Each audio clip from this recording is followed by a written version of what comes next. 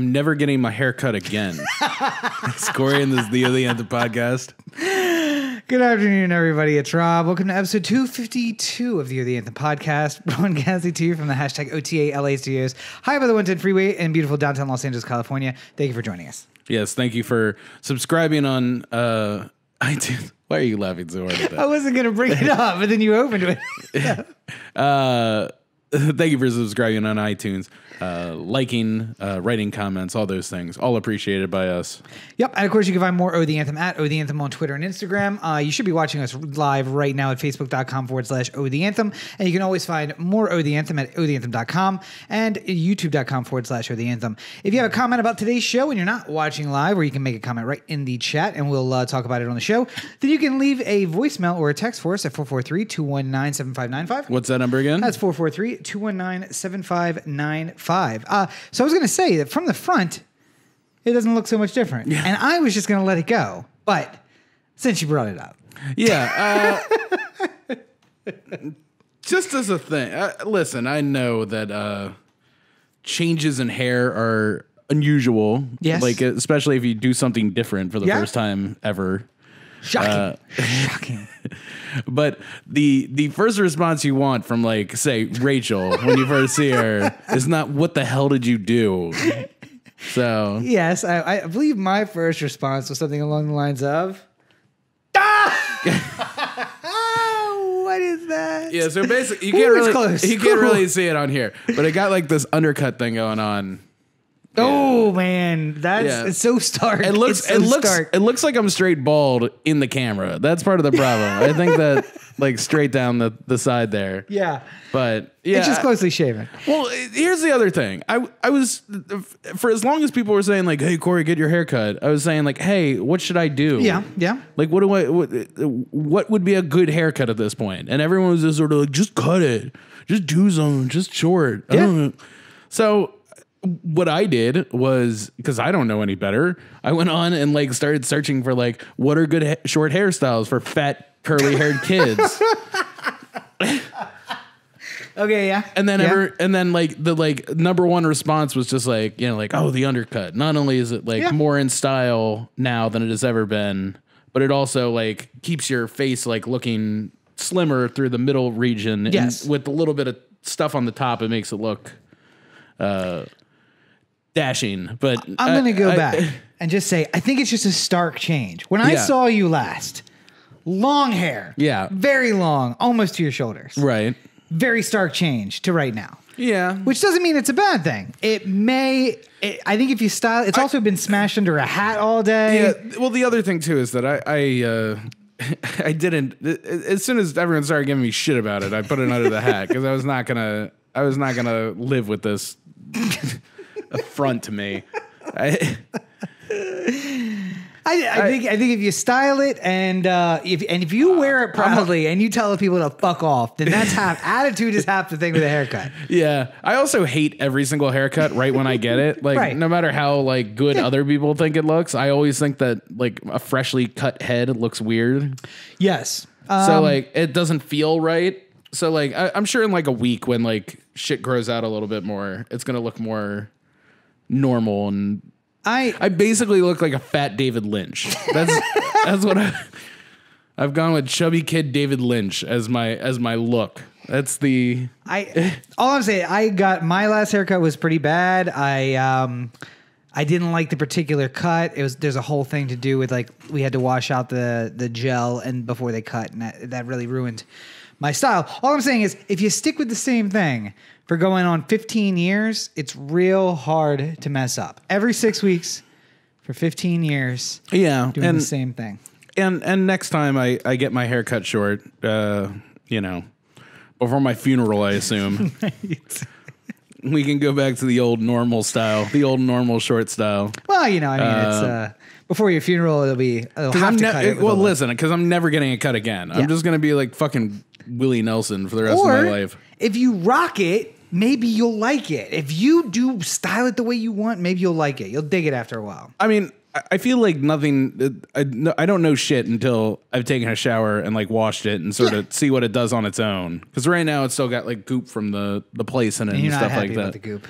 Yeah, I don't know. Like, I was also looking like, like when we were in the chair, like when she was cutting it and stuff like that, there was like a lot of like the, combing it all the way over to the side, like it's Back wet and forth and like and combing it all over Yeah. the place.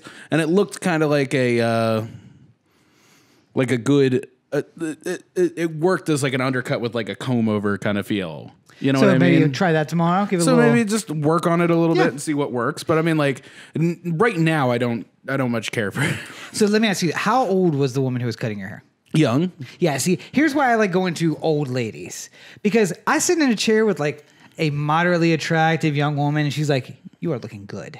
This is a good cut. And I'm like, you know what? Yeah. This is a good cut. Yeah, and I get home and I'm like, the fuck did I do to myself? Yeah, there we go. Another reason to not have women wear.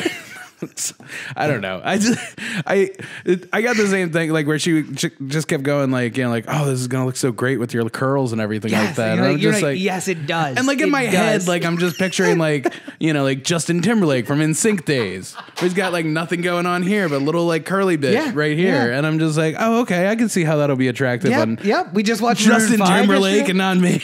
We just watched Maroon 5 yesterday. You're like, I'm basically Adam Levine. I'm basically Adam Levine. I mean, I already right now. got the California tattoo, so Yeah. I might as well. Yes, got it. Same little. I mean, yours says the California Republic of Mexico, but it's Still across. basically the same thing. Same size fonts, just longer across. That's what I got going on. But I think it'll grow on you. And again, this is why I go to places like Supercuts and Great Clips, where the average age of the hairstylist there, 55. And I'm like, she's like, I think this is looking good. I'm like, bitch, this does not look good. We need to fix whatever nonsense you have here. Same haircut, 15 years. I know what it's supposed to look like. You get in the chair with that young girl and she's like, you know what? I'm thinking I'm just going to shave it right down the middle. It's a new style. The kids are loving it these days. I'm like, you know what? Let's give it a try. Let's give it a try. The kids are loving it. Yeah, let's do it. Yeah. No. Yeah. I also can't. I have that part of me that I've gotten bad haircuts before. I guess this one's still to be determined. Yeah. TBD, yes. But I mean, like, when I've gotten a bad haircut before, I still sit in the chair and they're just like, so what do you think? And I'm just like, great. Fantastic. Wonderful. And then like I'm leaving going like, all right, how long until I can fix this? Like as you're like sitting there, so when do you work? I want to make sure next time I come in that I'm here. how many days do I have to wait until I can get this haircut fixed? Never here on Friday. Oh, that sucks. Okay. Corey's coming back in on Friday. I need to speak to a manager. They did this to me. It's just another 22-year-old chick. She's like, I think you look gorgeous. I do too. I wanted to come in and say thank you. Is she here right now? She's not. Damn it. Tell her I said thanks. But yeah, that's what I assume. Like I said, I think it'll grow on you. I'm okay. It's just it hurts when everyone's first reaction is like Roxy's reaction was, like. It's like the instant read of like something has bothered Roxy about what is going on here. I think it's just stark though. It's just such a change that it's a lot. You were sitting in the chair and as I walked past, I'm like, you got a haircut. Cause like it's real short over the ears. Yeah. But then when you pull the hat off, it's almost not cut on the top. Yeah. Like it's almost the same length on the top. And I'm like, oh, hey, that's a look. So next time, even go harder, right? Is that what you're leaning into it more? Yes, and just go in there, sit in the chair, and just be like Brian Bosworth now. Or while they're giving you the haircut, go ahead and get a neck tattoo at the same time because I think that haircut really works with like a spider web on your neck, or like a coffee bean logo, or yeah. I was gonna go with something harder, like a 13, but a 31 might work as well for you. So. But anyway, yes. I asked for a 13 and she drew a 31. That's a deep pull. Deep pull for you 90s kids, just for you. But a little excitement in Corey's life given to him today, Monday, because he certainly didn't have any yesterday, Sunday, February 3rd. Yes. When there was apparently some sort of sporting event happening on either side of a Maroon 5 concert. Should we cue the music for this sort of thing? I didn't even think about it. Yes, I should probably do this.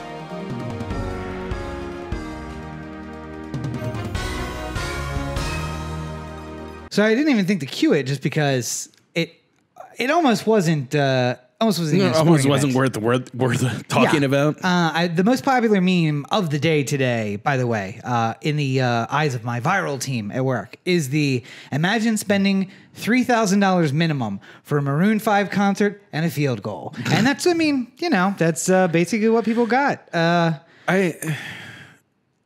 All I can think back to is earlier in the season, me and you, we were podcasting at the time, and it was Monday Night Football, and it was the Chiefs and the Rams. Yeah. And they put up like 100 points combined. And everyone couldn't stop talking about like, oh, this could be a Super Bowl preview. And oh, how lucky we all will be when this happens again. And then the Rams offense decided not to show up in Atlanta for the Super Bowl. And well, here's the thing. I don't know if the Rams offense decided not to show up as much as the refs seem to let the defense kind of play.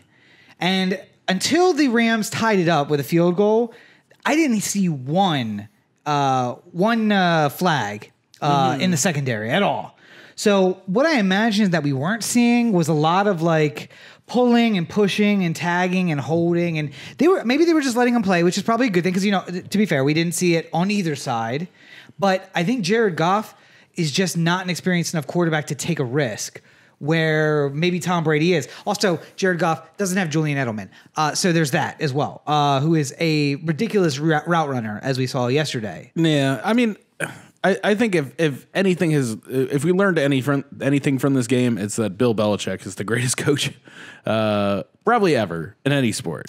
Certainly football, but I mean, like, short sidebar. Did you hear about the story going around yesterday about Ed Reed's 10-week game that he pulled on Peyton Manning back in 2002? No, 2000.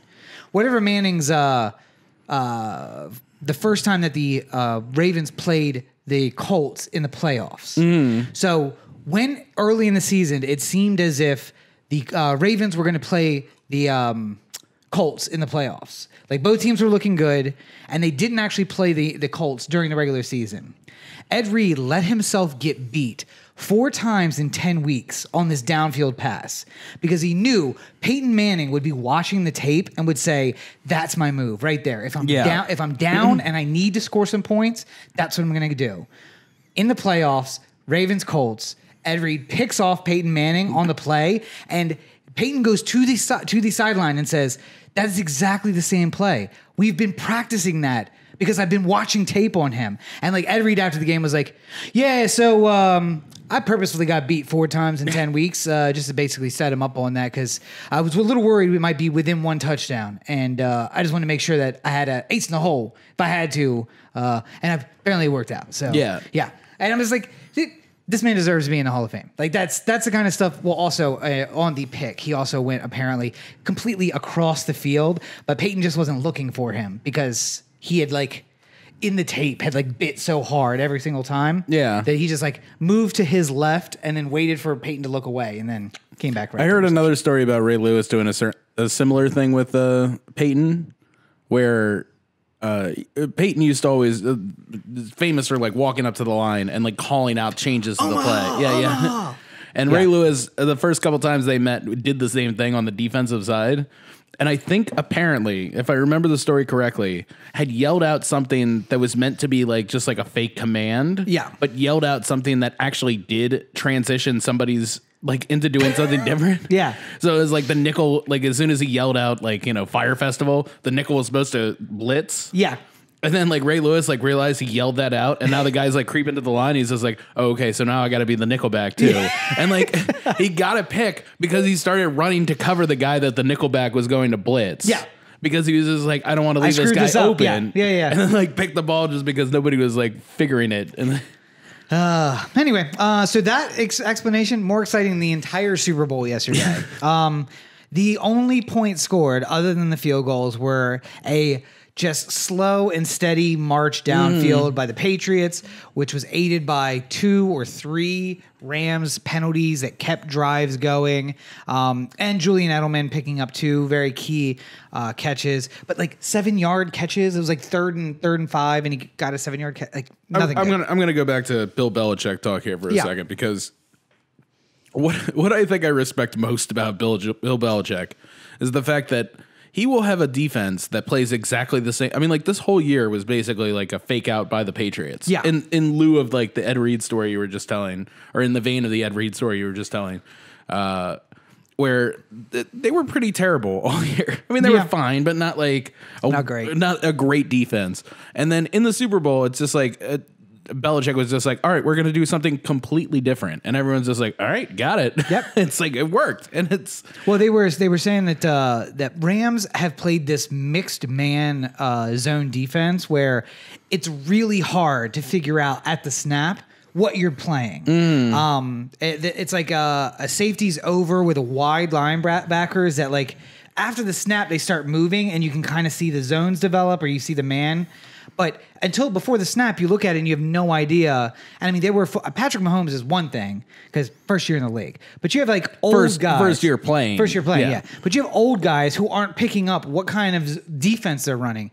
But apparently that's what the Patriots were doing during the Super Bowl. It was running a modified version of that where it's Jared Goff has been like, haha, see, my defense has you, but I'm good. Except for then they started pulling the same trick on them. And he was having an impossible time reading the defense. Yeah.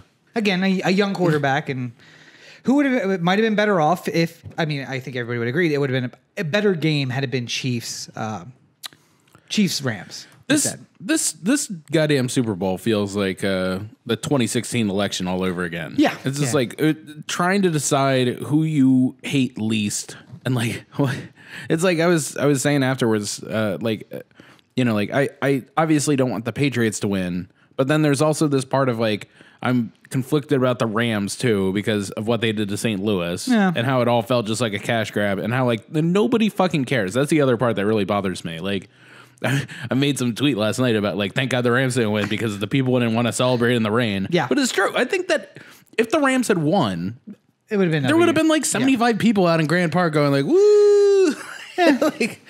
like trying to flip one person just trying to flip a cop car, pushing a car. The cop's just like, man, let them go. It's fine. Let them have their fun. I think you're right. Nobody around here everybody seemed to be huge Rams fans until the rainy Super Bowl. And then like, I wasn't even seeing people post about it. Well, it's not like the Rams themselves are not doing anything to like incite like fans. I mean, like when the Ravens have like the Purple Fridays like every week where there's some sort of like event or like, just, you remember when the Super Bowl was happening, like either one of the Super Bowls, and like there were people on every single street corner who set up little shops selling Ravens t-shirts, like Ray Lewis, like, last ride t-shirts for the last one. And like, you couldn't throw a rock without hitting somebody who was selling a Ravens related something or another. Yeah. Now all knockoffs. All knockoffs. Oh yeah. Nothing official. Nothing official. But still, I mean, like the city embraced it though. Yeah. And like the city there were more flags on cars than you knew what to do with. Like, yep. I didn't see any of this in LA, and it's it's a new team to a lot of these fans, but it seems like the Rams aren't doing anything either to like. Well, but I mean, you made the point that the Ravens were in 4 years after they came to Baltimore. Yeah, 4 or 5. And I mean, we went a long time without football. But LA was a long time without football. Yeah. And they just haven't embraced their team 3 years after. I think it's because everyone knows that this is just like they're trying to use the name Los Angeles to try and get some sort of cachet that like they don't deserve. And so, there you go. I don't know what to do about that. Just get somebody an outreach to like start making like LA Ram related events fun. Like, hey, don't open a stadium in fucking Inglewood. Yeah. No one's going to want to go there. The parking's going to be $120. That'll be the end. I mean, I might go to a game next year while it's still at in the Coliseum. Yeah. Yeah. But after that, I'm not going to Inglewood and paying $120 for parking. No, thank you. Yeah, I think the Ravens are playing next year against the Rams. So, are they? Yeah. In LA. I thought they were playing Chargers again. No, I guess they wouldn't be playing AFC West. There's no way they'd be playing. No, they'd be playing the Chiefs. Yeah. Because both were division champions. Anyway, maybe the Rams. Yeah, I would go see the Rams at the Coliseum. I don't know if I'd go see the Rams at the new stadium. Yeah, it just seems like it'd be too expensive. But the good news is pitchers and catchers report in 73 days. So hey, how about that? It's not that long. Nope. Is it? I thought it was 73 days. That would put it mid-April. Oh, well, I mean, that's when the Orioles pitchers and catchers will be reporting. They don't need much more. After the season starts. Yeah, they don't. I mean, do you really think they're going to show up before that? We're going to give you a couple buys to start the year. I mean, to be fair, the record may be the same. I guess we'll see. The 47. I think we're closer to 7 days. Really? Is it 7? It's usually around Valentine's Day abouts. Well, maybe. So maybe it was 7 days. I think your clock stopped. Could be. I saw a tweet, but I'm now realizing it might be somebody retweeting an old tweet. So yeah, could be that. Nonetheless, or somebody tweeting some misinformation, trying to spread it like wildfire on the internet. I mean, it's possible. And again, to get Rob to say that sort of thing on the podcast. The likelihood is that the Orioles pitching staff's going to report somewhere around March of 2020. So I guess we'll see. I still need to find a way to get to Vegas and put my money on AL champs. So I guess we'll see. Y'all laugh. Yeah. Y'all laugh at the guy with the stupid haircut. Here's the thing. Just you wait. You might want to wait till after the season starts because this team goes like 0-20 at the beginning of the season. Those odds are going to go way up for the AL champs. So why not reunion? Yes. Yeah. 30 years. 30 years after, why not? Why not do it again? I got a lot of reasons why not. Mainly because the 47 and 120. No, sorry. We figured it out before. What was it? 62 minus 47. 47 and 3, 5, 15. 115. Yeah. 47 and 115. Got 115 reasons why not. Anyway, so good news is that's the end of sports ball for a couple of weeks. Well, not so. Yes. It's not sports ball per se, but it is the Super Bowl halftime show. So, yes. Thoughts? I think that the living embodiment of a Pepsi can came to life and performed a concert in front of everybody. Maroon 5 is just so fucking corporate and it's stupid. I don't get why. I came up with an idea. Here's my new idea for the Super Bowl halftime show. Figure out whatever city you're in, and then figure out who the biggest artist that you can give a blank check to is. Mm-hmm. So I made the argument for Atlanta that maybe it's ludicrous, right? Yeah, they did that. Hold up. Well, they did that though. Hold on. Let me finish with my idea first, and we can move on from there. I'm saying Maroon 5 has nothing to do with Atlanta. Find someone who has something to do with Atlanta. Say, Big Boy. Big Boy is a great example. He was the only part of that show I enjoyed. Yeah. But just basically say hey, here's $5 million. Show us what the music of Atlanta is like. And here's the production team and everyone who will help make it happen, and go. Mm-hmm. And just every single year, just make the Super Bowl about honoring whatever city they're playing in. Not about trying to get Lady Gaga to perform in the halftime show just because they can get Lady Gaga, just do something that's local, and then maybe it'll make it feel like it's less of it'll also take the heat off of no matter who is up there, no matter how good the performance is, if it's terrible or it's great, everyone's going to say it sucks. Yeah. There's no reason to go on Twitter and just be like, wow, Maroon 5 just knocked everyone's socks off. I can't wait until they come to concert near me. Yeah. Here's the thing. Just make it something that makes it feel like it's tough to nag on it, Yeah, they did that. They offered literally every person in Atlanta the opportunity to do it, and way more than $5 million to do it. Oh yeah, I know. Gladys Knight came to do the national anthem, and they got Big Boy to come in for the bit of the halftime show. Yeah. But so what are you going to do? You're going to say Ludacris, how about $20 million? How about $25 million? No. I mean, you don't just, and I'm not saying Ludacris, he's the end all be all of Atlanta. No, but he's just the first person from Atlanta. Who are you going to offer that to? No, but I'm saying the idea being that if you made a showcase of Atlanta where you try and get as many people as you possibly can from the, and I feel like if it's less about we need a halftime show for our Super Bowl, mm-hmm. and more about this is the opportunity for us to highlight the host city for all the wonderful things that they're doing. You're going to go down to Scribble Jam, the local Scribble Jam, and pick up unknown artists? Is somebody you love Lord Scooter, right? Or loved Lord Scooter. Yes. So if the Super Bowl was in Baltimore back in those days, then hypothetically he could have been brought up on stage as like a something that is going on, like a hot new young thing. And it doesn't have to be just the Drew Hills or whoever would be the heads of the. If let's say he was still alive, if the Super Bowl was in Baltimore this week or this year, do you think he would have performed at the Super Bowl? Probably not. But I'm saying yes. He would have said, "Fuck you, no." Hashtag I stand with Cap. That's what he would have said. Listen, the problem is your rule about we're going to generally have the Super Bowl in places where the weather is going to be warm in January. Yeah, got a big problem with that. Majority black city, majority black city, majority black city, majority black city, majority black city.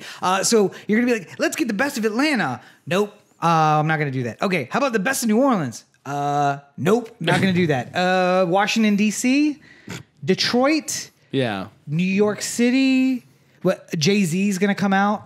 Nas is gonna come out when they're blackballing Cap. No, of course not. My point is, you got to take the story off of Kaepernick. You have to, like, the NFL was trying to do everything they could to show Roger Goodell, like, visiting these civil rights monuments and stuff like that during the show. And it's just like, the NFL has a big outreach program going on right now about civil rights. And, that's why Dr. King's daughter or granddaughter was out there. I can't remember which. Yeah, you know what? But I mean, like, they're doing what corporations do when they have a problem and they're trying to figure out some way to throw money at it and fix it. The way around the idea of the Super Bowl halftime show sucks. It always sucks. What do we do to fix it is not how do we throw more money at this problem. It's how do we get creative in a way that'll make people want to do the show. Yeah. Here's the thing. Offer a job to find someone who's going to offer a job to the guy who's suing you for blackballing him. That's the one way you would do it.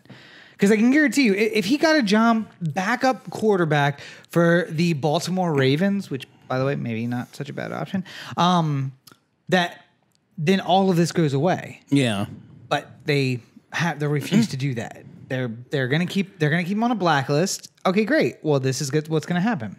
You're gonna get Maroon 5. You want Maroon 5 for your Super Bowl? Because that's what's gonna keep happening until you stop blackballing the guy who all the artists are standing with. Yeah. Sorry. All right. Well, that's it. Okay. Yeah. Our longer conversation more exciting than the actual Super Bowl.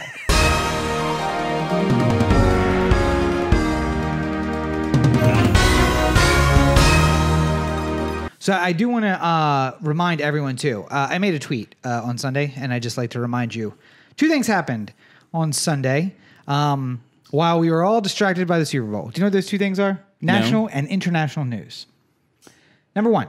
There is a federal penitentiary or federal detention center in Brooklyn that had no heat, no hot water, and no hot food for 4 days through the 4 coldest days in New York this year or last year, and likely the 4 coldest days that are going to happen in the near future. Although, global warming, so who knows? But the polar vortex descended on Brooklyn, and the heat and the hot water and the kitchen facilities went out. So much so that the guards were ordering pizza and like Dunkin' Donuts coffee and all sorts of stuff delivered to them. Mm-hmm. While the inmates were banging on the bars in the SOS.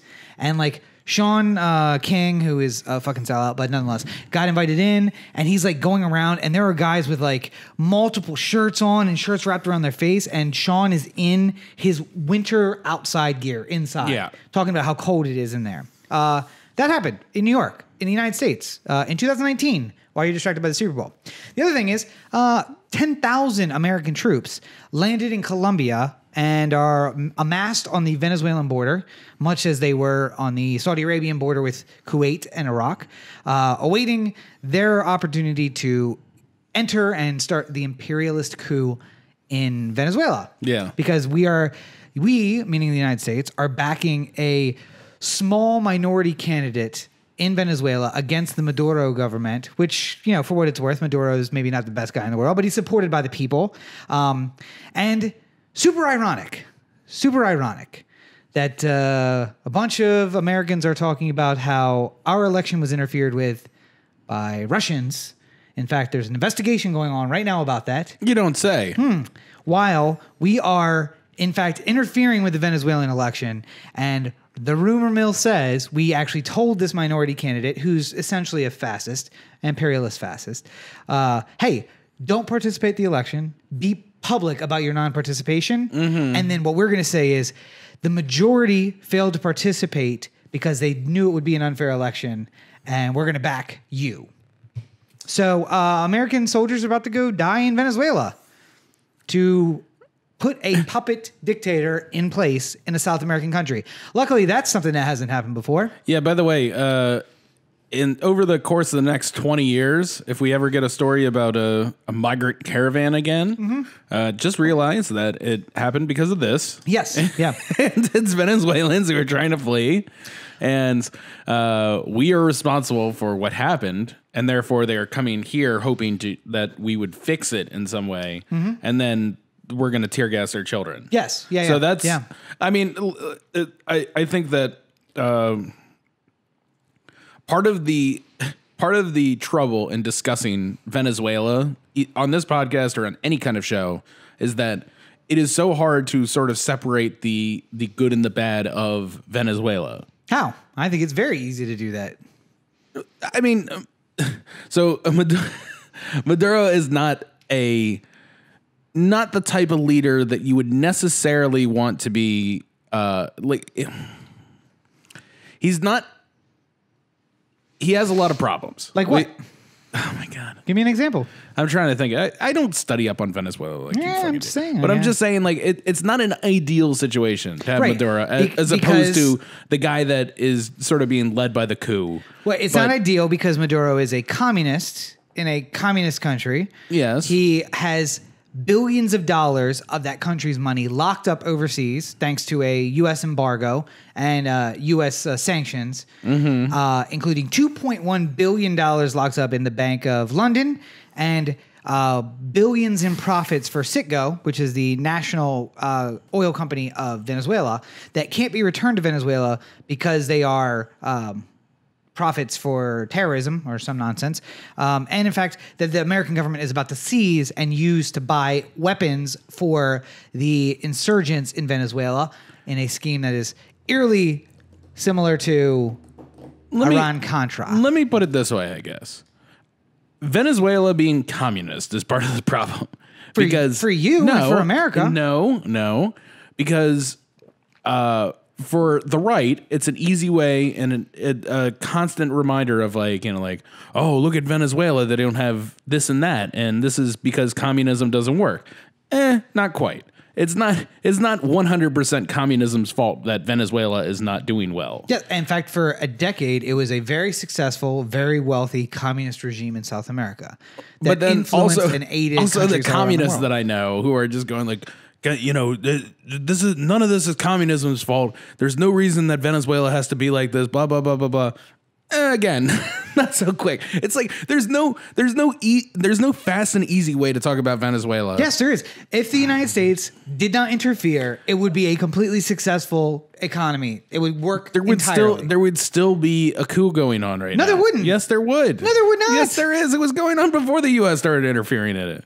He is literally supported by the United States. It's been happening since the election. Maduro has the military. That's why he's been able to fend off any kind of problems. Yeah. It has been happening since the election when the candidate backed by the West, by United States and Israel said, hey, I'm not going to participate in your election because I'm backed by these countries. And then by me not participating, I will then say I'm legitimate. You're not, and try to overthrow. He has a very slim minority support in the country. Maduro, for what it's worth, has a great majority support. He won a majority support in the election. Very slim minority didn't participate. So yes, there is in fact a coup ongoing since before the U.S. was involved. But to say like there's like an overwhelming majority too is also being minimal to the fact that there was a lot of shenanigans going on in the Maduro re-election campaign. Like what? Give me an example. Give me an example. Yeah, if you're making an accusation, but I have seen nothing that would suggest that. I'm saying if you the election was overseen by the UN. I wasn't preparing to talk about Venezuela. Right, the election was overseen by the UN. It was. I would have spent more time. I would argue the election in Venezuela, overseen by the United Nations, is more fair than the 2016 or 2018 United States elections, which were overseen by No one. Yeah. And likely led to massive voter fraud, massive voter disenfranchisement. Right? And we find those to be legitimate. We don't have Great Britain and France amassing troops on the Canadian border talking about coming in and giving us a little dose of freedom. Although, Jesus Christ, could you guys please, honestly?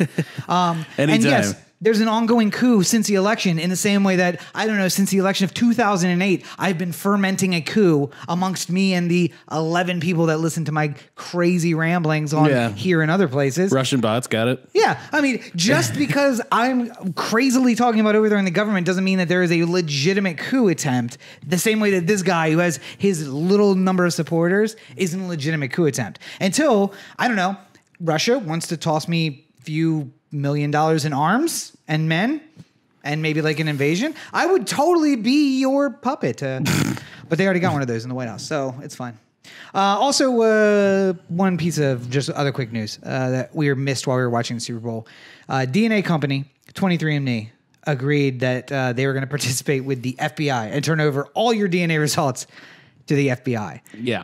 And not blank data, like your name and your DNA profile. So, part of the thing that has always kept the Facebook skeptics, or like the people who like Facebook and don't want to like think of them being evil, is that a lot of the thing is anonymized. Yeah. So we know, because of We Know All, that 35-year-old white males in Los Angeles like this, and then they advertise those specific things to people who like those sort of things, and then get those results that are so like eerily close. Yeah. Now, if you're a crazy leftist who wants to overthrow the government, those ads don't really apply to you. But if you happen to be guillotine after guillotine, if you happen to be shopping for a bed, all of a sudden nothing but bed ads. It's really weird. But they are not specifically saying Corey Baker, who lives in Los Angeles, likes this, and therefore you should directly market Corey Baker with this thing. However, it's the people who are searching for mattresses at this time who are would click on this ad more likely, that sort of thing. Now, Ancestry previously was teamed with GlaxoSmithKline to basically say, hey, Corey Baker, you have an indicator for cancer that may or may not affect you around the age of 45. Here's a drug we think could help you down the road, which is pretty sinister. More sinister than that is, hey, Corey, you have an extended family of 40 or 50 members? If I do, I don't know half of them. Brothers and your parents have brothers and sisters? 2 each? No. 2 total? Total. And you have cousins? 3 total? Yeah. Plus your brother and sister? Yeah. And any offspring from them? No. No, that's it? Yeah. Okay, so you have a very small family. So it doesn't really impact you so much, but maybe somebody like me, where my dad had 9 brothers and sisters. Right. And the generation at my level has 40 cousins. Yeah. And I have 117 second cousins on my dad's side. If I was to have done, 23andMe, or if one of them, motherfuckers, was to have done 23andMe, the FBI now has a genetic profile, and they can say, listen, actually, it might benefit me that there are so many of them, because they're like, it's somebody in this family who's been robbing banks and guillotining fucking rich people in the street. You don't know which one, but we know it's in this family. But it's a male somewhere in this family. It's a male in this family. Maybe we should do a little digging. I got a flag on a name that would fit this. Then the guy just walks into the FBI office going like, all right, so it's one of these 87 males. All right, so just pick them all up and bring them to the black site. I don't know. No, what are you? They wouldn't even what have are you to do sitting that. here waiting for? They drop it on the desk, and the guy's like, flip, flip, flip. Oh no, we got to file on this guy. Yeah, it's it's this one. I LA. know. Yeah, go ahead, go pick him up. But yeah, that's the thing. Is it so the Golden State Killer? He's number 1. Arrest the rest of them, just in case. But the Golden State Killer captured, not because he gave up his DNA profile, but because a close male relative of his, brother, uncle, something like that, gave up a DNA profile. And not that that's not a good thing. They captured him, and that's great. But I'm just saying it's dangerous that all really they have to do is get and I can't remember what the breaking point is, but if they get 40 million people in the United States, they can basically put all of us in a database. Yeah. Because that will be enough close relations to shift everybody around. And that's basically what they've done. So thank you, idiots who got your free DNA profile. You learn that you're from that big sexy not even free. boot. You pay for it. Yeah. You pay $100 to have your DNA. Oh, that's right. Yeah. So you paid to put yourself in a database, and if you ever commit a crime, you're now in the FBI database. So isn't that pleasant? And I know you're all thinking, hey, well, why would this ever affect me? But I don't know. Let's say that 40 years from now, we find out that H4N7 influenza has a certain, genetic component that it makes these people really, really affected by it. And pandemic starts to spread across the United States. They now have a record of you. And just so happens you have the genetic component that makes you susceptible to H4N7, and you get picked up. You get put in a camp. And they hold you away from society, and they sell all your earthly belongings, and you say to yourself, that would never happen. The United States government would never do that. Oh, wait. They've done it before. Or the one I like, which is the more reasonable version of this the horrible future that we live in. Yes. Is the all the people who say to me, I don't have anything to worry about. I never commit any crimes. I say, bullshit. You've committed many crimes today, especially. Yep. Everyone commits crimes every single day, whether they know it or not.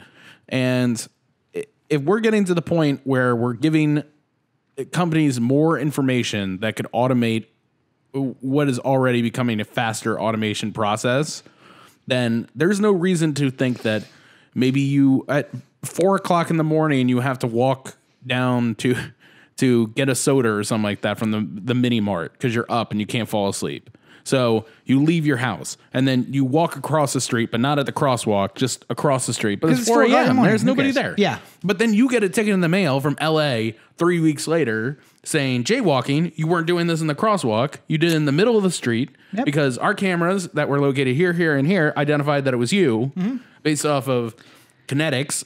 Yeah. Based off of the fact that you have been scanning your damn face into Snapchat and they built a 3-dimensional profile of your face. Yeah. So, Mr. I use fucking Snapchat. Oh, I have a Bitmoji. Aren't I cool and hip? And then all of a sudden you have a $20 ticket and you're just like, oh, jaywalking. What is this? And then that's the more realistic, immediate version of this. Not to shy you away from the chance of bringing up concentration camps on the podcast. Yes, I know how much you enjoy. I do enjoy bringing that up. But speaking of things that are less than realistic, Cory Booker announced that he's running for president this week. I think that Mr. Booker's going to find, much like Kamala Harris did this week, that maybe getting off this early into the race, not such a good thing. Because she has gotten a lot of shit this week from leftists in general. Yeah, but that was going to happen regardless. That was going to happen no matter when she got in. So it's almost better to do it now while people aren't paying attention. I guess let it burn out. Yeah, just let all. And I mean, like at the end of the day, nothing that leftist Twitter is complaining about is the type of thing that'll really bring her down in a general election. It just makes the Democratic primary more of a clusterfuck. Yeah, and it does bring about the entertaining memes. And it brings people to the point where in January of 2019, people are saying like, oh, I'm definitely not voting for Kamala because she had this thing when she was a lawyer and she said she didn't charge cops and now I'm never voting for, and you're just like, what did she do? Like, what is your problem? It's just like, all the people I listen to on Twitter have told me that she can't be trusted, so now I can't. This is the same sort of logic that happens with Hillary, by the way. Just, if you're looking for that. Where it's just like, well, my cousin said that Hillary once stabbed a child, and I'm never going to vote for a child stabber. I get into an argument with a friend of the show, Flash, on Facebook. I really enjoy Facebook arguments, by the way. I don't know if that's clear. But she said, aren't you, look at you, aren't you like bitter? Because I posted something about Tom Brady. And I was like, not really bitter. I'm just pointing out the fact that he's got underlying tones of racism and white supremacy because he supports the Make America Great movement and the president, who also has underlying tones of white supremacy and racism. And she said, yeah, but didn't you say earlier today that you were too big and important to care about the game? And I was like, well, no, I just pointed out the things I pointed out earlier on the podcast that were happening at the same time as the Super Bowl. Now, I am smart enough that I can follow both things. I can watch the game and also be following on Twitter as they are trying to get the heat turned back on in the prison. Yeah. You, not you, Flash, but you, America in general. John Q. listener. Yes, John Q. listener. May not be smart enough to follow both things. So I'd like to draw your attention to one, at least briefly, on this day that you're gorging yourself in pork products and football. But, I mean, yes, I can follow both. And yes, you're right. That there are people who are going to be like, "May come," and I'm going to make an intelligent argument. Like, hey, when at all possible, she charged young black men harder and fought for longer penalties than she did for young white men, because she was in a district that was based on the support of white voters. So she needed to seem as white as possible, but then try to relate to black voters and hope that they didn't notice that she was putting their sons in jail for much longer than their white counterparts. And anytime she had a chance to charge a police officer, she didn't. Those are things I'm going to point out. Just like I'm going to point out that Cory Booker basically is not a hero to anybody, and he's a fraud. And he talks out of both sides of his mouth, and he'll say whatever it takes to win. It doesn't matter. And why? And lie a lot. Yes. And why? I said. And why do you say that? Well, I will say he'll lie. He'll lie a lot. I was asking why do you say those things you just said? Well, because his voting record shows that. Because he will go in and cast a vote to, I don't know, expand ICE, and then literally leave the vote and come out and say, we really need to get a handle on this ICE situation. They're out of control. We should not vote any additional funds for them. Like, motherfucker, you literally just voted to give them money in a budget. How are you going to vote for that and then come out here and tell us that we shouldn't give them any more money? That's just a recent example. But the good news is Eric Garcetti, not in the race for president. Yeah. So one fucking less face. O'Malley 2.0 is not going to be joining the presidential run. Although I did say a story that said that basically having seen kind of like what the field's going to look like, he is probably going to run for governor because Gavin Newsom seems a little weak, and then he'll make his push for president in 2024 after being governor for a few years. I would recommend he not do that. Apparently, Eric Garcetti don't own a history book and don't know how mayors of Southern California tend to do in governor's elections. So, I mean, if I were Garcetti, I would think more about running for the Senate seat that possibly Kamala would have to give up. God, let's hope so. than the governorship, you know? Because I think he'd have an easier time with a Senate seat than he would the governor. I just don't think. I mean, I don't think she has to give it up. She won 2 years ago, so she's got. Oh no, 4 years, that's only under the hypothetical that she wins, and then therefore there's going to be an empty seat in California, and then somebody would have to run for it in an off-year election. I don't even want to joke about that. I don't want to joke about that possibility. That would be his best hope, I think.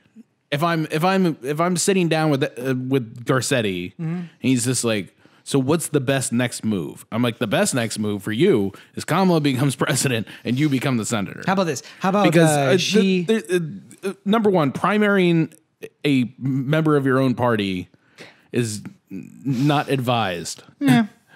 So going up against Gavin Newsom in a primary, especially when he's sitting governor, is more difficult than it's worth. And then on top of that, you're gonna, I mean, like maybe his poll is, or his hope is that no Republican would get enough votes. Yeah. To get, and then he could just be in the top two. Yeah. And then as soon as it's the two of them, he can start hammering away at the differences between him and Newsom, and then people will want to vote for him instead. But I don't see. I think he's probably got an O'Malley complex where he's like, I'm going to run for governor and I'm going to win. Why would I not win? I mean, like, at least with Cory Booker, to get back to that, he was a governor of Newark. Mayor of Newark. I'm sorry, governor of Newark. Why am I? I mean, it is a state. Because we were just talking about governors. It's a state of emergency. The Newark was Baltimore levels bad. Yeah. And as mayor, Booker ride the high times where it all got turned around. And a lot of that was Booker's doing, and a lot of it was the people who came before him's doing. But Newark became a much better place under Booker. That's the long story version of the story short version. Sure. Yeah. Garcetti doesn't have that ability to say, I fixed LA traffic, or I fixed homelessness, or I did this. I mean, like, all of his accomplishments basically involve like the Olympics, which really can only be hosted in like 5 cities nowadays anyway, because it doesn't make any sense to completely ruin your entire economy to have an Olympics anymore. Like, I think what we're going to find out as Cory Booker gets closer to the presidential election is that there is less that he can take credit for in Trenton than or Camden. Was it Camden or Trenton? I thought it was Newark. Maybe it's Newark. I thought it was Camden. Maybe no, because Trenton is where the governor's mansion is, right? What's the capital of New Jersey? Trashville? Is that what it is? Oh shit, Trenton, isn't it? Trenton, New Jersey, right? That's the capital. So maybe it's Camden. I think he's a governor of Camden or the mayor of Camden. Hold on, now I gotta do multiple things here. Anyway, I think the capital of New Jersey is Trenton. Yes, so he was the mayor of Camden, New Jersey. Exciting. I know. Why don't you just talk for? Why am I looking for Cory Booker Marie? I don't know. I don't know why. Cory Booker Mayor.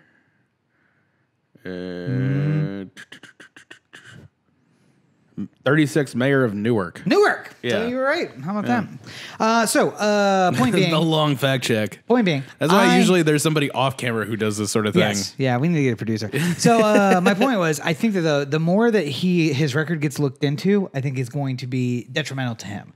Because he's going to have that like, well, I mean, yeah, crime went down, but how much did he really have to do about that? Homelessness might have gotten better, but how much did he have to do with that?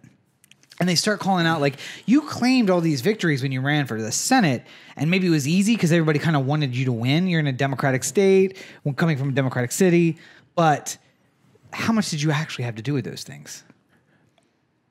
I think I'm going to have start having new conversations with Democratic friends of mine, where it's basically like, all right, first things first. That'll be my slogan for it. First things first.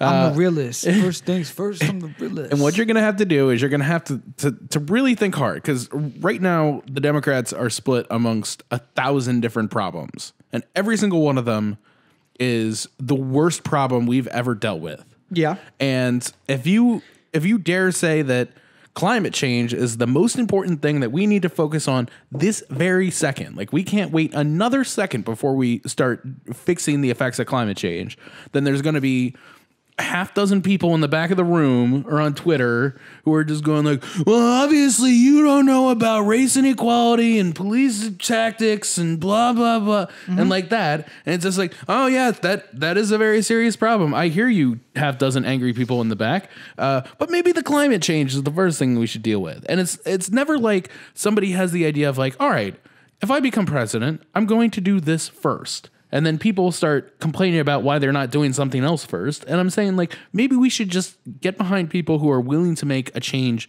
in something and then wait for the rest.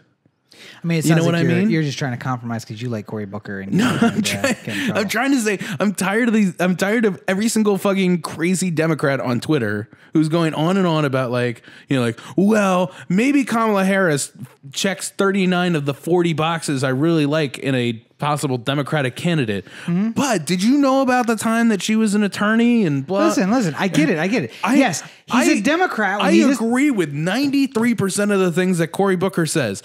But the one time that he went on State of the Union with Jake Tapper and he said this was then I decided I'm not voting for Cory Booker anymore. I understand you 100%. I agree with 95% of what he said. And he was only in blackface that one time for that one picture. So why wouldn't I vote for him? I mean, it seems like he's totally fine. So we're getting into Northam conversations now. No, I'm just saying. I mean, I get it. You agree with he was a possible pick for a higher office position for a while there. I know that's my point. I mean, if I agree with everything he said except for the blackface thing, should I be okay with him being governor and maybe running for higher office? I'm not saying that there aren't things that are deal breakers. Oh, okay. Just saying, institutionalizing racism when you are a black woman prosecutor, that's forgivable. Blackface, not. Cool. I like to know where your line stands. I like to know where your line is, Cory. I want everybody at home to know where your line is. I Institutional racism, okay. Blackface, not okay. This is the problem that we're talking about. This is what I'm saying. We're never going to get any of these problems fixed if all the time that we spend figuring out how we're going to fix them is spent arguing over what problem is most important. Racist prosecutor, okay. Blackface, okay. I get it. You're saying that everything needs to be okay. No, I'm saying I get it. Listen, there were people who called for Franken's resignation. Yes. Right away, immediately. No thoughts, no questions. Just mostly Republicans. Well, no, I mean there were a strong number of Democrats who did too. A lot of them saying like, well, we got to be the ones who get ahead of this sort of thing, because how are we going to be taken by the Republicans when we say that Donald Trump should resign for all his sexist nonsense, and we're not even going to say the same thing about Al Franken, blah, blah, blah, blah, blah. Sidebar. Do you know who the most vocal Democrat against Bill Clinton was in 1996 in the sex scandal? No. Gary Condit. Colorado? No. From California, Modesto, California. Okay. Who at the time when he was being vocally against Bill Clinton for having an affair with Monica Lewinsky, was in fact involved in 2 affairs with 2 interns, and in fact would continue that with interns every single year until 2001, where one of his interns disappeared and was murdered, possibly by him. So I watched the documentary on him, and I'm like, God damn. I did not know he was like a vocal Democrat saying, we need to get to the bottom of this. This is inappropriate. Yeah. Thank you. Chandra, you want to come with me? Thanks. Thanks, everybody. Yeah. Just like all the Republicans who spend all the time talking about like what perverts are going to do in the bathrooms with children, and then find out that like 9 different Republicans have been fucking arrested for doing shady shit in a bathroom. Yeah, real weird. Real weird. Yeah. Weird. Yeah. But no, yes. To get back to it, Cory Booker. Yeah. I don't want to ruin your point. Sorry. No, I'm just saying that like. I mean, I do want to ruin your point. I understand if you like Cory Booker a little bit more than you like Kamala Harris, or you like Beto a little bit more. Whoever is running, you might have a favorite right now. But I'm saying that what we need to stop is the. There's going to have to be a point in time where we come together a little bit, and where we don't try and separate ourselves. This has to be one of those points in times, especially if you're a Democrat, because you can have, like reasonable arguments about, I think that, the Kamala's past as being a state's attorney is bothersome for me, because if she's given this opportunity as president or that opportunity, she might go to the right more than I would want, and blah, blah, blah. So that's why I'm going to vote for Cory Booker in this specific primary or something like that. But we got to get to a point at the end of it all where you can say like, all right, Kamala's the nominee. I'm not 100% behind her, but she's doing everything that I need her to do, mainly not be Trump, to get to this point. Are you making a Hillary move? You're making a Hillary argument right now. I'm making a let's get rid of Trump as soon as humanly fucking possible argument. That's a Hillary argument. You're making a refresh 2016 Hillary argument. Anybody but Trump, even if it's Hillary. Even if it's Hillary 2.0, Kamala Harris. Even if it's Hillary 0.5, Cory Booker. The reason why the argument behind Hillary didn't work, though, was because that so many people along the way were burned by the Democratic Party, by like people who supported Bernie, and felt like that they were not only ignored but like actively campaigned against. The Democrats have done nothing to fix that. Superdelegates still exist. I understand. I'm just saying that right now is the time where if the Democrats want to get in line and create a candidate who could beat Trump, you have to separate the, I don't want to say nonsense things, but you got to separate the things that are not at the top most important to deal with, Obviously, if Ralph Northam. Northam. Yes. Yeah, Northam joins the campaign for president tomorrow. Number 1, ill-advised move. Not good. Not a good move. Number 2, then we can have a conversation of, well, we can't vote for him because he's clearly racist in some way. Okay. But I would argue that locking up young black men at a higher rate than young white men is also racist.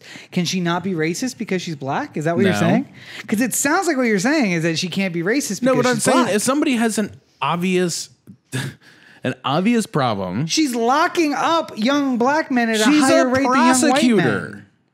But there is a statistical advantage to being white if she is your prosecutor or if you're in her district. The statistics don't lie. They're not relative. This is what it says.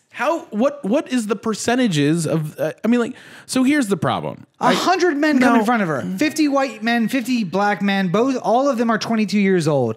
The statistics say 75% of the black men are going to serve 2 or more years in prison, and less than 25% of the white men are going to serve the same prison term. Okay, so you were a lawyer for a while. Yes. Would you say you argued 100 cases? Probably more than that, yes. But let's make it an even number and say 100. Yeah. Were all of those cases exactly alike in every single way? No. Were some of those cases alike? Some, yes.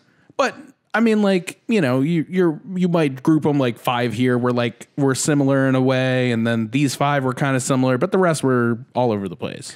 There are commonalities. There is a lie that we tell ourselves that every defendant is different and that the court is going to make a unique sentence for each defendant. That's not true. I know going in, based on several factors, what I'm going to expect. And one of the things I can expect, especially where I was practicing law, was, hey, young black defendant, you're 22, you have a previous strike against you. We're fucked. So I'm going to try and plead you down to the minimal thing that I can so that I minimize your exposure. So like one of these charges is 15 to life. Another one of these charges is 1 to 5. The best you can hope for is that I can get you on the 1 to 5 because then your exposure is only 5 years. That's what the deal we do. And now, young white man in the same situation, I don't think getting your exposure down is the number one thing. What I think is, where's the best deal for you going to be? I'm saying you're talking about Kamala's 100 cases, her 50 white people and her 50 black people cases. Yeah. And I'm saying that all 50 cases are not the exact same crime committed at the exact same time by the exact same person in the exact same circumstance.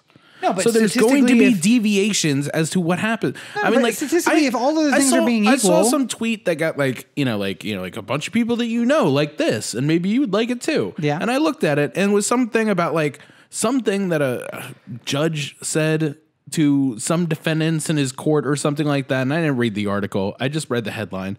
But I know. Hold on. I'm making. You literally just said I didn't read the article. I'm making a point about that. Go ahead. But I know for a fact that probably 90% of the people who tweeted that brought it to my radar probably didn't even read the goddamn article. Okay. And I'm saying that you can't. People are making judgments off of reading headlines and not reading the articles. I might have opened up that thing and agreed with what the judge said. I mean, based off of the case itself. I imagine you probably would have. No, but I'm saying like you can't just automatically this is the fucking thing that everyone got. White Southern judge. I'm gonna guess you probably agree with him on a lot of things. It was like the people with the Covington students. Like everyone wanted to jump to the fucking worst people in the history of the world right away, immediately.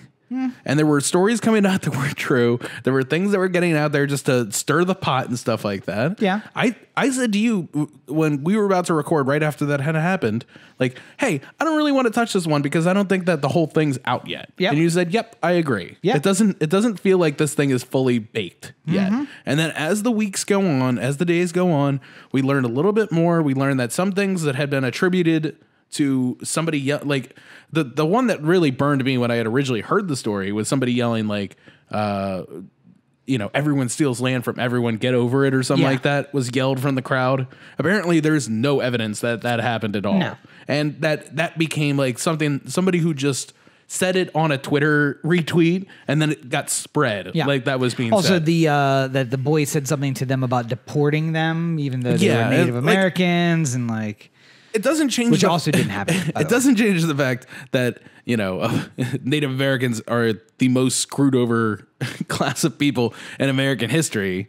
And maybe a bunch of privileged ass white boys from Covington, Kentucky needed to get punched in the face. And that one kid specifically has Ted Cruz syndrome where he has a very punchable face. Yeah. But that doesn't mean that he is a racist or that he is doing anything wrong. And I'm not defending him either. He is a racist. I'm not defending him either. I'm just saying we can't immediately see a story and then go, like, well, clearly he's the racist, and Yes. the We Native shouldn't do American leader is the one who's in the right. And now I've dedicated my entire argument to this one decision that I've made 5 minutes after initially hearing the story. I can't speak to Kamala's history of what she's been doing in the state's attorney's office without me personally hearing more about this is a detail. I'm not there yet. Do the research. This is a detail oriented argument. You need to know a lot more about it than just the numbers to be able to say anything. No, I only need to know the statistics. Okay, well, fine. I know that the state's attorney turned judge in the county where I used to practice had an insanely high rate of overcharging certain members of the public, and that is now being followed by the person who took his stead. And cops never get charged, and if you are a certain kind of person, you do get charged. So, and that's statistically correct. I've been speaking pretty openly about the fact that there needs to be major change in the way that the criminal justice system works on many different levels. But I think that the number one thing that we all have to understand is that when we were watching the Ted Bundy doc, and the judge at the end of it starts saying nice things about Ted Bundy. Yeah. And Roxy goes like, how dare he do that sort of thing? And then you explained very, very intelligently that trying to keep it from appeal by the judge saying nice things about Ted Bundy on his way out the door, Ted Bundy can't use the judge was against me in his appeal. Yeah. So if he says like, hey, listen, I'm sorry that these are the shakes, but I think you're a good kid and I hope you do well and blah, blah, blah, blah, blah. And I would have liked to have you. 2 different ways and you chose the wrong path, partner. Yeah. You could practice in front of me and I'd have been happy to have you. Yeah. That costs that judge nothing. That doesn't take any years off of Ted Bundy's possible sentence or anything like that. It's just him being able to say something that frees him of liability at the end of it all. Yeah. So, obviously that is it's not an incorrect read if you are watching that blind and you don't know about that possible thing that you could be upset with the judge for saying that sort of thing. Sure. But once you put that sort of context on it, you can say like, oh, I see why he did that. Yeah. I see why he was so nice to Ted Bundy at the end of it all. Well, I'd like to say the same thing. Like, let's put everything into context. Like, the irony of the fact that when the president wants to build a border wall, that they would find a tunnel directly beneath the first section of the wall that he wants to build. Context is everything. Like the fact that if you were to compare the schedules of the last 5 presidents, that the current president has something called executive time taking up most of his schedule. And that executive time is essentially him. Fox and Friends. Watching TV. Context is everything. Yeah. When you're Corey's favorite governor and there's a picture of you in blackface at a medical ball, context, who knows? Listen, he might not be in blackface. He might be in the Klan outfit. We don't know which one. That's true. Also true. Not really sure which one of those guys he is. But, sometimes I don't have like any like deep, dark secret in me. Yeah. But like sometimes I wonder like I do this thing in my head where I'm just like, imagine if I got really famous like all of a sudden, and then somebody like an article got released. It's just like, you'll never believe what Corey Baker said. What would that be? I'm just like, oh shit, what the hell is this? Oh, we about to find out together. Here we go. But I feel like if I had a picture of me in a Klan outfit or in blackface, yeah. And I was an elected official, I would spend every single day just worrying about the day that was going to drop. Like, I know it. I would know it was coming too. I'd be like, oh man, are we going to get through this whole thing without anybody finding this out? Wait, the school stopped doing yearbooks a couple years ago? Oh, that is not a good sign. They found that picture. Oh, shit. All right. I became governor. I've been governor for like a year and a half now. So I think I'm in the clear. I think nobody's going to bring it up. Picture. Ralph Norman's yearbook. God damn it. I was so close. I thought I was going to get free. And By the way, the added thing of like, when he's going around doing a racial mea culpa of like, listen, like it was different time, blah blah blah, something. When one of the reporters is like, we heard that you used to be able to moonwalk. Can you moonwalk for us? And he's just like, oh, maybe I could. And then his wife's like, no. You shouldn't do that. You should stay seated right there. It's not the time or the place for this. Well, I can't do it without my special makeup. Hang on a second. Let me... Ralph, sit on down. Sit on down. Okay. Thank you. But yes, just to not gloss over the other topics, even though we are out of time. Yeah. Funny part. Funny, haha. Little funny, sad. Little funny, weird. Border Patrol found a tunnel underneath the bit of section of the wall that Trump wants to make his first section that we reinforce. Which brings up the ironic portion that we've been saying all along, which is that walls are dumb because you can, build under or over them. Yes. Or fly. All of. Oh, yeah. 21 Savage, taken into custody by ICE. Ironically, didn't come over here on the tunnel. Did not come over. He did not get on a raft from England. And Did not swim. Did not walk through a desert. Yeah. Just got on an airplane. He didn't fly from London to Mexico City and then walk the rest of the way across the border. Yeah. No migrant caravans for him. Got on a plane. Although now they're saying that this whole thing may be based on a lie. That somebody may have been telling on him to try and get a better deal. I love the meme where it's just like Tekashi 6ix9ine. You're in a lot of trouble. How much trouble? Many years in jail unless you start talking. Did you know that? You know 21 Savage is not even American? Yeah, so there's that. And also the executive time. The president is typically a job where you think, so you look at Obama 2008 and you look at Obama 2016. 10 years has passed, or 8 years has passed. And he looks like he's aged 20 years. Yeah. Just gray takes over. Yeah, the wrinkles come in. And yes, 8 years is a long time, but every president who's served the entire 8 years, you see the age. Yeah. George W. Bush. Oh, Clinton and some of them who have particularly bad times as president. Yeah. Like, look at Lincoln before and after. Oh, yeah.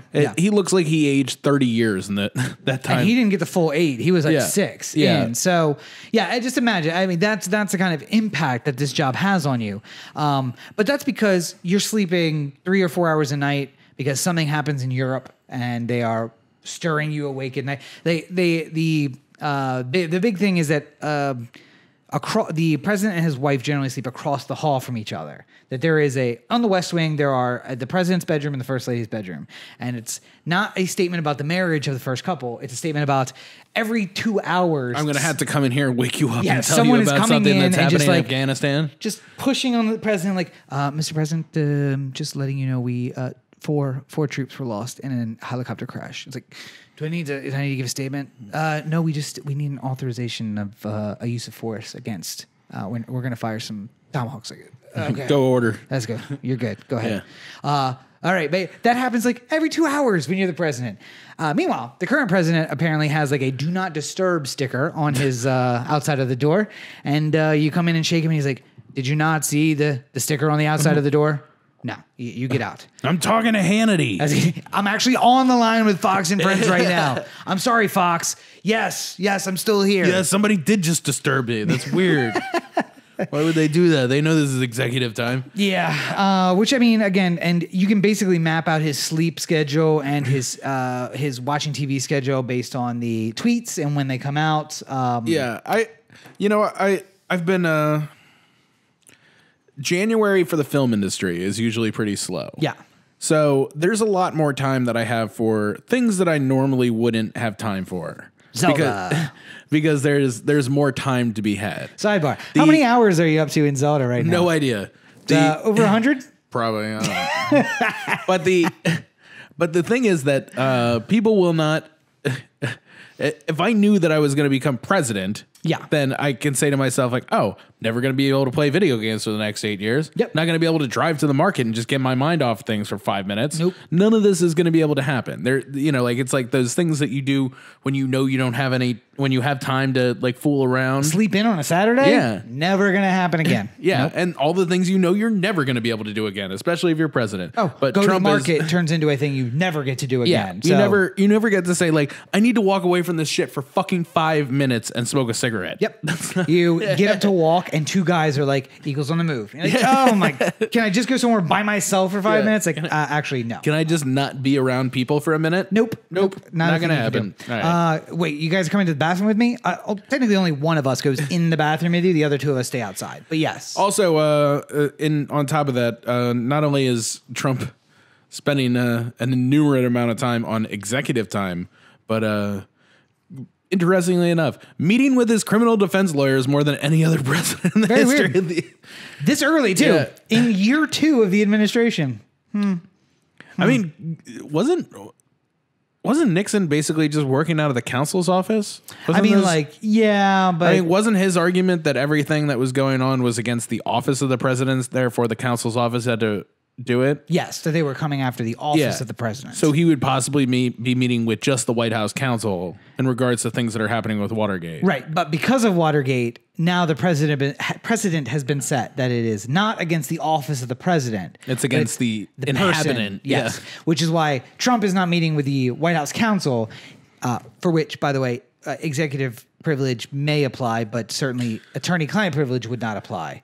And he's actually meeting with his personal criminal defendant or personal criminal attorneys, to which both of those things apply. So he's spending 60% of his time in executive time, and then another 20% talking to Rudy Giuliani, which is really telling you a lot about what's coming. Also, maybe when Rudy says things, if you hear him in the State of the Union tonight, sounding like he is completely disconnected with what the life that all of us are living is, it's because the only people he listens to is Fox News and Rudy Giuliani. Yep. And then everybody who wants to sound like they're really smart because they listen to Fox News and Rudy Giuliani too. Yep. And speaking of that, they are sneaking in the State of the Union. That'll happen just now in between government shutdowns, which I have a feeling over the next year, that's basically what we're going to do. We're going to have short periods of open government in between government shutdowns. Yeah. Because they've offered 2 bills, basically continuing resolutions to try and push this 3-week to something more. Yeah. None of them included the wall funding, and Mitch McConnell refuses to bring them to a vote.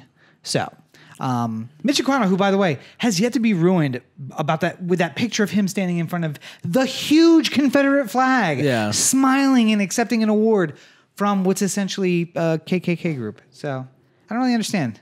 Can we ruin Mitch McConnell's career for a little bit and just? I've always been of the point, like I think I said this during Franken too. If we all agree that this is the line, then I'm willing to go with it. I'm very simple in this way, just in terms of the way the government operates, because I understand that, like, you know, you don't always get what you want. Yeah. Maybe you're a Democrat and sometimes a Republican wins. Maybe you're a Republican and sometimes a Democrat wins. Sometimes you're a human and Tom Brady wins another fucking Super Bowl. Exactly. No. If at some point I say to myself, I don't know. This is going way too long as it is. So let's just. It sucks. Yeah. But impeachment? I'm fine with it. Yep. You know what doesn't suck? What's that? OTheAnthem.com. Corey at OTheAnthem.com. O The Anthem on Facebook, Twitter, Instagram, and the listener line 443-219-7595. What's the number again? 443-219-7595. You can find more of me at my website, CoreyBakerFilmmaker.com. Facebook.com/Corey Baker Filmmaker or Corey Baker Film, and at LegendCB5 on Twitter and Instagram. The most recent review for On the Basis of Sex is up right now. Mm-hmm. We'll see if I can see a movie this week. It's going to be a little bit tough. Yeah. But we'll see what happens, and maybe there'll be a new one this Thursday, if not next week. Lunar New Year's this week. It's going to be hard to squeeze it in. And if you'd like to see more of me, or if you'd like to see a picture of Corey's haircut, you can find that at Robert and Cheek on all your social networks. Did you sneak one? From this angle when nobody's paying attention. Robert and Cheek on all your social networks. You can check out robertandcheek.com, where you can find links to my political blogs and news website, and the books which are available on Amazon. Buy Rod's books. Thank you, sir. A new book coming soon. I got it already up for Kindle. So, or not up for Kindle, but whatchamacallit, formatted for Kindle, ready to go. So ready to go. Yep. So I'm looking to see if you actually. No, I didn't post it yet. Oh, okay. Yet. Did you take a picture though? No, I didn't take a picture. Okay. But I got plenty of opportunity to. All right. Well, I think we've done good here today. We've done something. I don't know if it's good. But as always, you're listening to the O The Anthem podcast, part of the O The Anthem digital network. For Corey, this is Rob. Have a great week, everybody. Now to go through my Britney phase and just completely shave this shit. Oh, my God. Let me get a picture first. Before and after. Before and after. Yeah.